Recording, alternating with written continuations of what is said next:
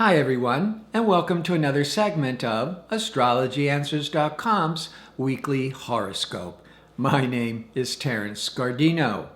This is going to be a pretty easygoing week. There's some nice transitions happening. On Tuesday, the sun is still transiting through dark and probing Scorpio and aligning with Mercury. It's a good day for researching, studying,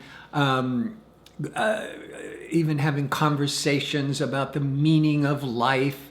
But for the most part, the sun is putting a spotlight on ideas and communications and learning. And with Scorpio, it just goes very deep. Could be an interest in the occult, in astrology, because Scorpio rules these metaphysical subjects. But on Wednesday, Neptune is going direct. All the outer planets go retrograde every year. Neptune is this principle of inspiration, but also transition. When Neptune is being stressed, it can be disappointing and confusing. It just depends on how Neptune is operating in your individual horoscope. But where things might have been more unfocused, being Neptune itself and retrograde for these last several months, now on Wednesday, the Neptune is starting to move forwards once again. And maybe to inspire more imagination, more compassion, more creativity. These are the qualities of Neptune. But on a general level, it just might be that this week, particularly like Tuesday, Wednesday, Thursday, as the Neptune is starting to shift gears, think of it's like a paddle wheel on a river, and the paddle wheel is changing directions and it's stirring up all this mud and dirt in the water from this churning waters. Well, just if you think of it as a change in direction, is stirring up a lot of this, all this frustrating energy. The Neptune is wanting to move forwards and trying to bring more clarity. But while it's changing directions, it can create more confusion and instability. My point is, I would not be making any really important decisions, signing contracts, making promises, this Tuesday, Wednesday, Thursday. Wait for this Neptune to start moving forwards.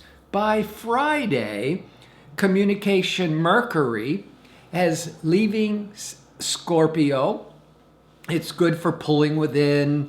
But can also be a time of being too intense or brooding, taking things, your thinking could be a bit too obsessive when it moves through Scorpio. But on Friday, it moves for a couple of weeks into Sagittarius. Sagittarius is very expansive, it's more optimistic, it's more friendly. You might start really thinking about traveling and making travel plans with that Mercury in Sagittarius. Certainly a more interest in learning and reading. Also on Friday, pleasure-seeking Venus is going to be contacting Pluto. This can stir up some really passionate romantic feelings. Certainly your feelings with close ones could be really deepened. But if there's any kind of problems in a relationship, the Pluto's trying to force a change, maybe some kind of, come to a resolution. But I would think with this Venus-Pluto, for the most part, it's just really awakening deeper, intense feelings with relationships. But Mercury, how you're communicating, is now moved into Sagittarius, and you're certainly have a lot more optimistic and looking at the bigger picture. By Sunday, the sun is now entering into Sagittarius for those next 4 weeks.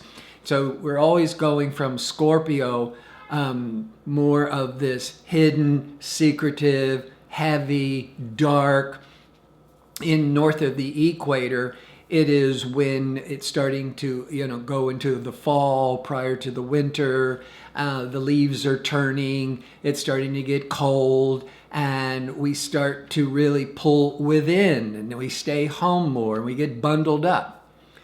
But with the sun now moving into Sagittarius, now we're moving into the dead of winter north of the equator.